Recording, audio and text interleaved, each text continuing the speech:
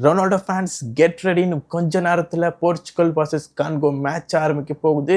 இன்னைக்கு மேட்ச் பொறுத்த வரைக்கும் ரொனால்டோ தரமான செய்கை பண்ணுவாரா அப்படின்னு தானே எல்லாரும் எதிர்பார்த்துட்டு இருக்கோம். செய்கை பண்ணுவார். ஏன்னா இன்னைக்கு நாளே எப்படி அமைஞ்சிருக்கு, எல்லாம் எதிர்பார்க்குற பிளேயர்ஸும் தரமாக கோல் போட்டுட்ருக்காங்க. ஃபஸ்ட்டு ஃப்ரான்ஸ் மேட்ச்சில் எம்பாப்பே 2 கோல் போட்டார், அற்புதமான கோல். நெக்ஸ்ட்டு நார்வேல ஹாலாண்ட் 2 கோல் போட்டார் தரமாக.